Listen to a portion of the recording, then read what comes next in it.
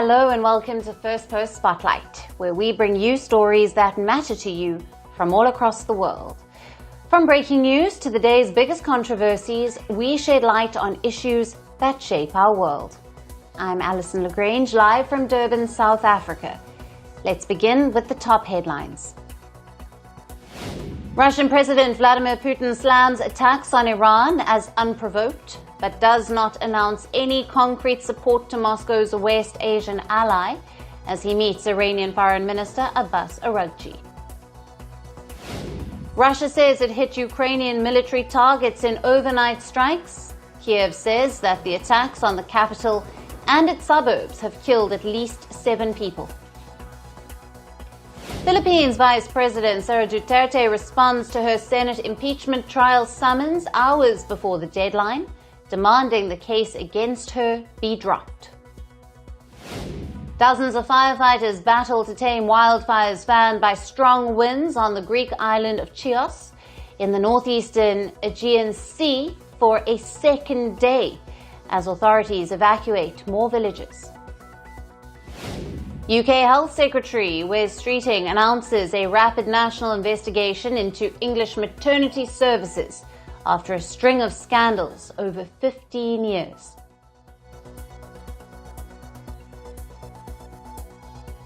Hello and welcome.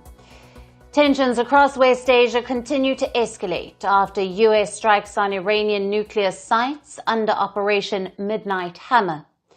In the latest, Iran's Supreme Leader Ayatollah Khamenei has fired off a fresh warning to Israel. He has called the Jewish state's actions a grave mistake and has claimed that Israel is now being punished. What is curious, though, is that Khamenei made no mention of the US or the unprecedented strikes ordered by President Donald Trump that Washington claims totally obliterated 3 Iranian nuclear sites. And as Khamenei issued his threats against Tel Aviv, missile sirens pierced the air across central Israel, prompting by a launch from Iran. Now, in response, Israel claims to have hit the heart of Tehran with quote-unquote unprecedented force. Iranian state media reported Israel had hit Fordow nuclear site as well. Now, Israeli defense minister said that the army was targeting Tehran's notorious Evin prison, which holds political prisoners and regime dissidents. And as Khamenei issued his threats against Tel Aviv, missile sirens pierced the air across central Israel, prompted by this launch from Iran. Now, in response, Israel was reported to be striking at the heart of Tehran with unprecedented force. Now, separately, Israel also launched strikes on military infrastructure in western Tehran. Israel claimed that more than 15 fighter jets wiped out several launch and storage sites for Iranian surface-to-surface missiles. Israel claims that these missiles were destined for use against its people.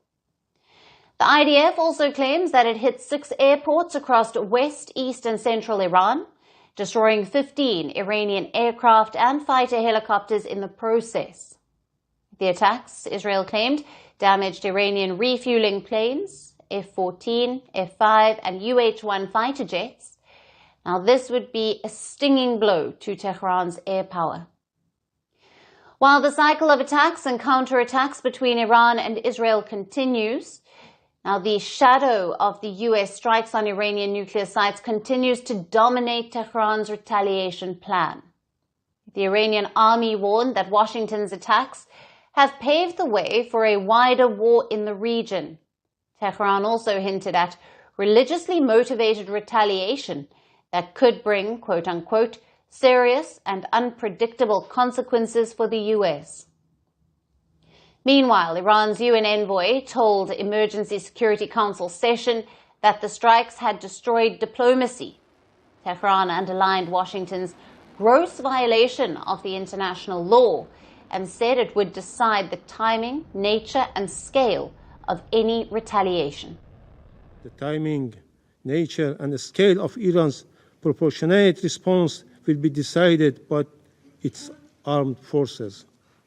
Throughout history, The resilient and united Iranian nation has withstood deeper wounded and faced more vicious enemies, and this time too. It will show its dignity, strength, and greatness to the world. Over the past 10 days, the Israeli barbaric assault, the international bodies, including the UN Security Council and the International Atomic Energy Agency, have been provided with all the necessary information and warning. Yet, they have proven once again that the so-called 8 decades-long quest to prevent war and aggression is hollow and powerless in practice. Back in Washington, President Donald Trump hailed the spectacular success of Operation Midnight Hammer. Trump claimed the strikes pulled the bomb right out of Iran's hands. On social media, the US president even hinted at regime change in Tehran, writing, and I quote, "If the current Iranian regime cannot make Iran great again, why not a new one?"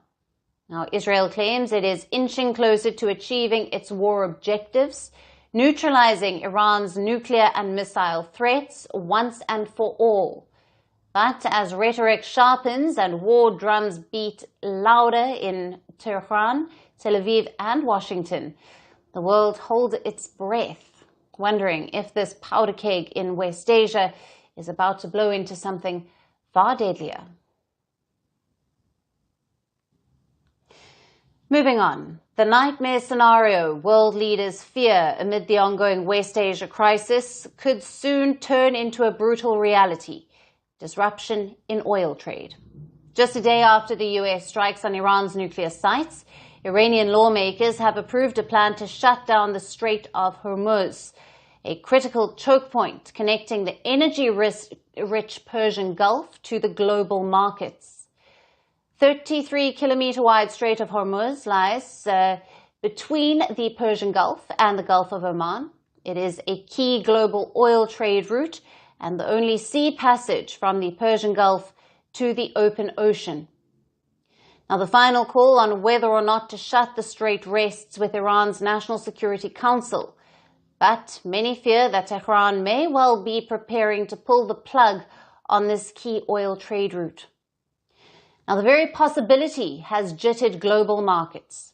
Brent crude surged nearly 2% after spiking as high as 5.7% in intraday trading to trade just under $77 a barrel.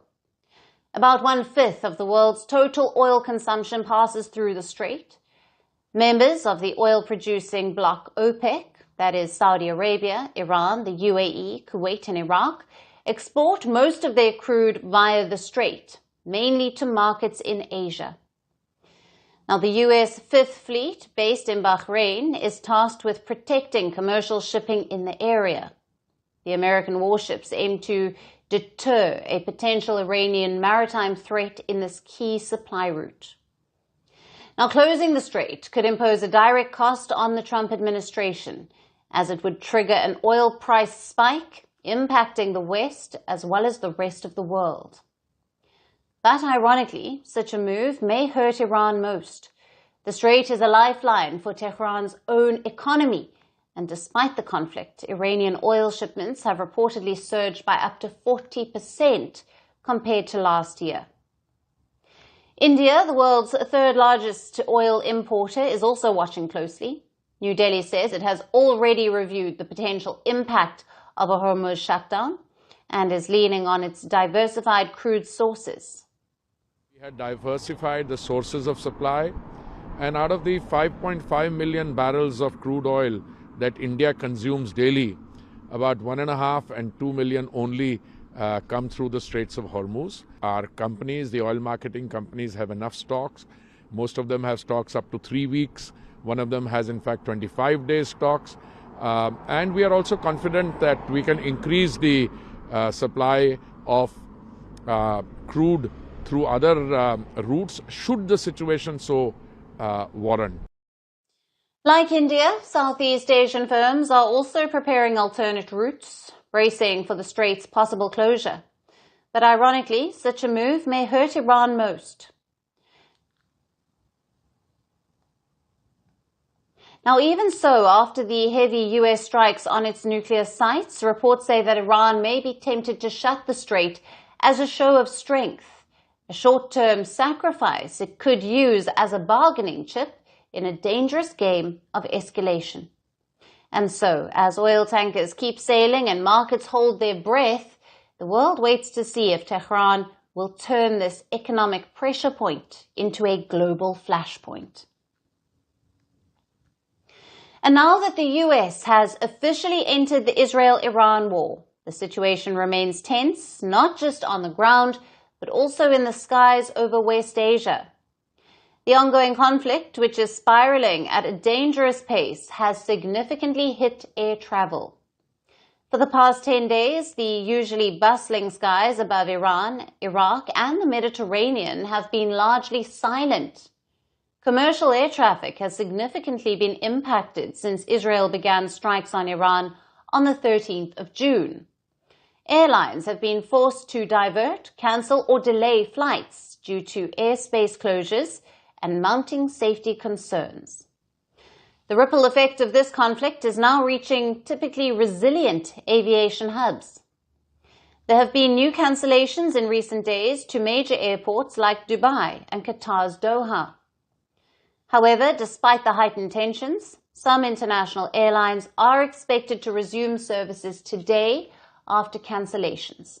Now, this includes leading Asian carrier Singapore Airlines and British Airways that are expected to resume flights to Dubai today. With the war raging in the heart of Europe and parts of Russian and Ukrainian airspace also closed due to the ongoing conflict, now West Asia became an even more crucial route for flights between Europe and Asia. But now, as West Asia also gets embroiled in an aggressive conflict, airlines are being forced to reroute either north via the Caspian Sea or south via Egypt and Saudi Arabia. These longer detours mean increased fuel and crew costs. Carriers also face a potential hike in jet fuel prices as oil prices rise following the US attacks. Now, beyond the direct conflict, there are growing operational burdens for airlines. Proliferating conflict zones raise worries about accidental or deliberate shooting downs of commercial airlines, location of spoofing and GPS interference around political hotspots. This has also become a major concern. Now, this refers to a situation where ground-based GPS systems broadcast incorrect positions, which can send commercial airliners off course. Reportedly, there has been a dramatic increase in jamming and spoofing over the Persian Gulf in recent days. Ahead of the recent US strikes on Iranian nuclear sites, American Airlines suspended flights to Qatar, and United Airlines and Air Canada did the same with flights to Dubai. While international airlines are largely avoiding the region, local carriers in Jordan, Lebanon, and Iraq are tentatively resuming some flights after widespread cancellations. Meanwhile, Israel is ramping up flights for its citizens to return home and also to leave the country. The Israeli Airports Authority announced that so-called rescue flights would expand today to a 24 a day, although each flight will be limited to 50 passengers. Israeli airlines are also set to begin operating outbound flights from Israel starting from today. Now, as Iran and Israel continue an exchange of missiles and drones, disruptions in air travel are likely to continue in the coming days. And in a plot twist worthy of a Netflix political drama, Pakistan has officially nominated US President Donald Trump for the 2026 Nobel Peace Prize. Yes, you heard that right. The nomination, reportedly signed off by Deputy Prime Minister Ishaq Dar, credits Trump's quote-unquote decisive diplomatic intervention during the recent India-Pakistan standoff as a shining example of peacemaking. Never mind the minor detail that India disputes Trump's role in easing any tensions between the two countries, or that just days after saying that Trump will take at least 2 weeks to think about striking Iran, He bombed 3 Iranian nuclear sites, causing more global anxiety than Zen. Moreover, just a day after announcing the recommendation, Pakistan also condemned America's attack on Iran. The irony here dies in peace. Adding to absurdity, Trump himself has been loudly campaigning for the prize. During his presidential campaign in 2024, he grumbled that he deserved the Nobel more, unlike his nemesis and former US President Barack Obama, who won the Nobel in 2009. He stated that Obama got elected and was given a Nobel, whereas he was elected in a much bigger, better, crazier election, yet Obama was honored. Now, Trump, still apparently salty over Obama's win, also added that Obama didn't do a good job and brought a lot of division and hatred. Meanwhile, back in Pakistan and other cities across the world, social media erupted in disbelief. One user called Trump nothing more than Israel's lapdog, while another user called Pakistan's act shameful. Someone even called out Pakistan for recommending an evil narcissist, while one user was of the opinion that the prize will cease if Trump gets it. Now, one user wanted the Nobel Prize, the war prize, for Trump.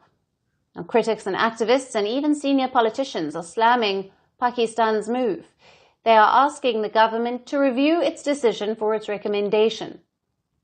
A veteran politician in his speech demanded the nomination be scrapped altogether, citing Trump's support for Israeli strikes on Palestine, Syria, Lebanon, and now Iran. Of course, the whole saga was capped off by a surprise visit from Pakistan's top military chief, Field Marshal Asim Munir, to meet Trump at the White House. It was complete with lunch and handshakes, shortly after the Nobel idea was floated. So to recap, Trump is getting cozy with Pakistan's top brass, bombing in Iranian nuclear sites, campaigning for a peace prize, and still beefing with Obama's Nobel glow. The Nobel Committee might want to brace for some unorthodox mail from Islamabad, because when it comes to Trump and peace, the only thing everyone seems to agree on is it's complicated.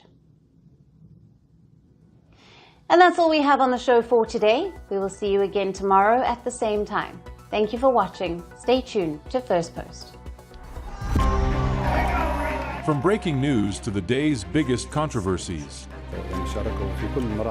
shedding light on the world's top headlines, detailed analysis on the stories that matter the most to you. Catch it all on Spotlight at 6 p.m. India time and 12:30 GMT, only on Firstpost.